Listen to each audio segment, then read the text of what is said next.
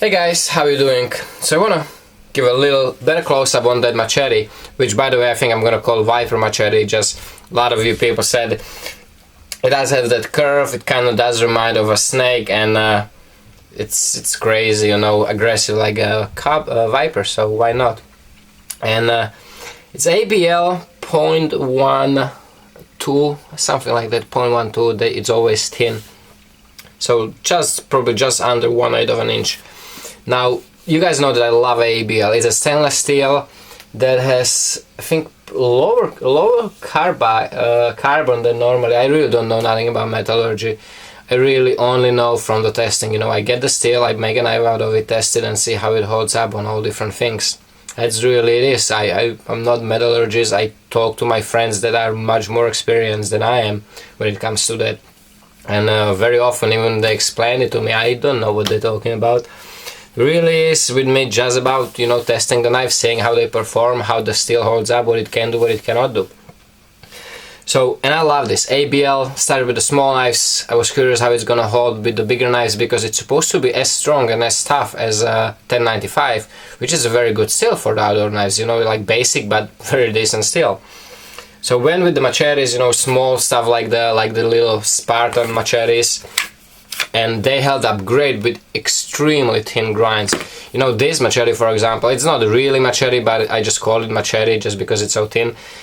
The grind goes all the way up here, so we have pretty much little over inch and a quarter high grind that comes evenly to the very fine edge. These knives were under 10 thousandths behind the edge, extremely thin, and they still held up with chopping softwood, chopping hardwood, chopping aluminum cans, everything I can think of. It held. It never chipped on me.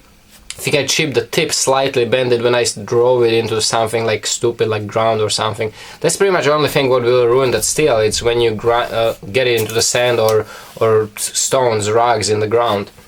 Held up great. So I went with the longer stuff. I did this one, and I did that longer penetrator machete, and extremely good. Now this one you can probably clearly see right there from the reflection.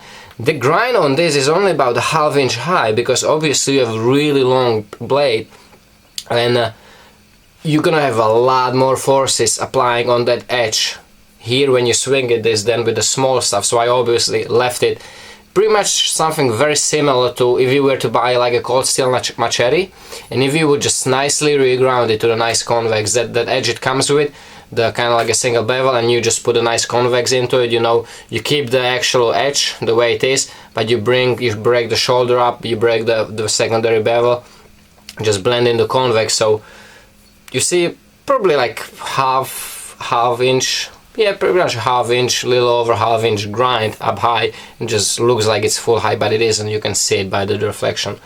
So it has a decently strong grind, but it's still, because of how thin it is, how thick the stock is, how thin the stock is, it actually still have very good cutting capability. And now this one got the horse tool mud, which I said in the video is probably the most comfortable handle I've ever did. Look at that crazy contouring on the end. It's incredibly secure. I can hang from this, you know, like this, without worrying that it would slip out of my hand. That's how positive that grip is. It's not gonna last forever, like I showed before. I mean, the competition chopper already has a lot of chopping with it, and it still holds good, but it's not gonna come anywhere close to, you know, regular stuff like micarta or wood. Probably if extensive use, probably a couple months, and then it would need to replace. It would loosen up, it would break apart. You know, it's not very long lasting. But definitely when it comes to work and you have no problem replacing the handle, and you don't care how it looks, you don't get much better than horse tool mud. So very happy with that, super good.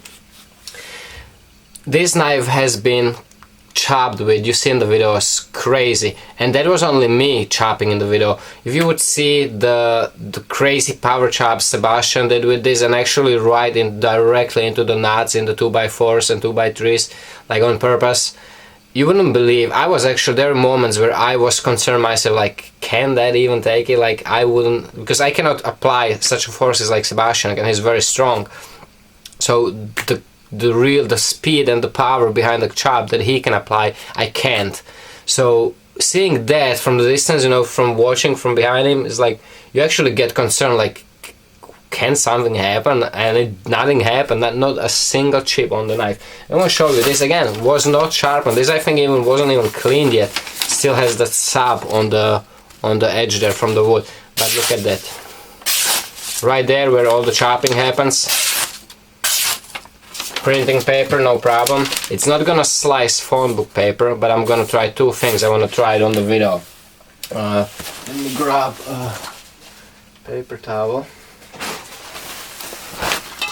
And I want to clean it with WD-40. Maybe there is a sab on the edge, because that's what kind of messes up with the cutting the fine stuff.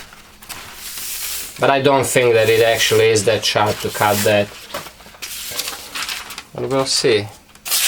Oh, actually, yeah, it was the sab on the very edge. That's the different grain. I mean, it's obviously not crazy sharp, but you see, it still slices phone book. Even with the section where I did the most chopping, I don't think it's gonna shave there. It doesn't. But this is the beauty of the AEB-L. Look at this. Just my power strap.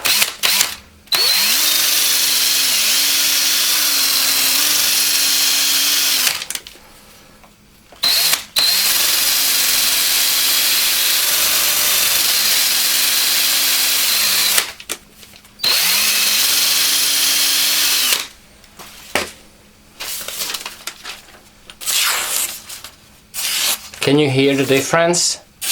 How it slices through the thing? And look at this.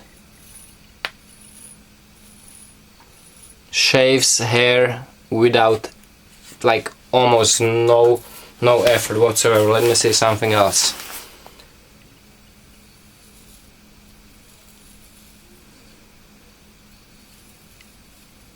It actually does cut. Once in a while it cuts the hair actually without touching the skin. So it is extremely sharp, from fairly sharp to extremely sharp with just the strapping, you know, after a good amount of testing and chopping and whacking without a single, you know, spot on the edge. That is why I love AEB-L so much, because it is tough. It's plenty tough for knives when you use it right. It can take very fine edge, just because the grain of the steel is so small that you're not gonna have much issue. You know, you're not gonna have a lot of issues with the chipping of the edge, which happens mostly because it has like a large carbide structure on the edge. That's why it sometimes chips on the certain steels. So we have very small grain of the steel, so that very fine edge still has plenty of structures of all those little things on the very edge, still has enough of the bond between each other, so the very fine edge is not so easy to chip. And also for the same reason that it's so fine, it's very easy to resharpen. And I love it. You know, this isn't even a CPM steel, but the structure of it is actually finer than some of the CPM steels. And I really wish that they would do AEB-L in the thicker stock, because I really think that it is very underrated and underappreciated steel. And I'm definitely gonna be using it for a long time. As long as I can get it, you're gonna see AEB-L very often on my knives. And you know, the forum people, the computer steel experts can say whatever they say. I've did a lot of testing with AEB-L, from smallest knives to the large machetes, choppers, not choppers but machetes that chop all kinds of stuff, and I have my results. And I don't know, I don't think many people, you know, because most of the knife makers that use AEB-L, they do kitchen knives out of it, so you can get some good results. You see that is a good steel, but it's still not as impressive as when you put it on a machete and, you know, go whack with it with machete. So that's where you really see the potential of the steel, when you do the nasty stuff, the big stuff, the stuff that steel shouldn't even probably on the paper, by the paper, it shouldn't even be used for. But you see excellent results, and just another proof that this is why I use AEB-L on my knives. Guys, hope you enjoyed it. It's fugly, but man, it works damn good. It really does. One of my most favorite knives now, because it is just so well made, like such a great balance. The handle, you know, the big massive rubber on the end balances the weight, so it actually feels like a sword. It's super nimble. It doesn't feel like machete. Machetes are normally very front heavy. This feels very nimble in the hand, and you can deliver really good chops with it, and very good penetration just because of the thin stock and everything. Very good penetration. You've seen it in the video.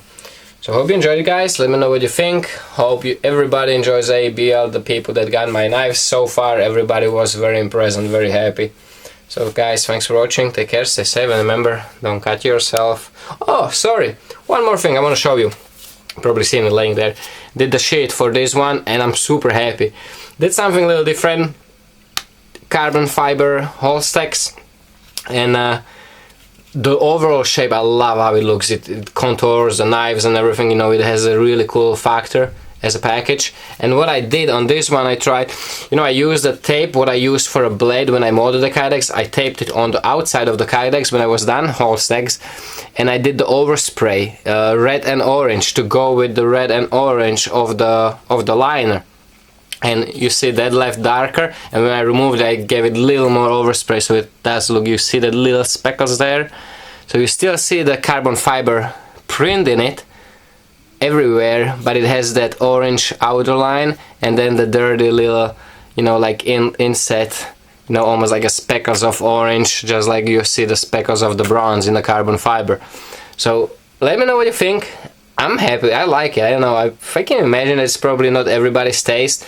Some people like those sheets like nice and clean, but I like to experiment with some things, and I do like this. I definitely love how it came out, the whole package.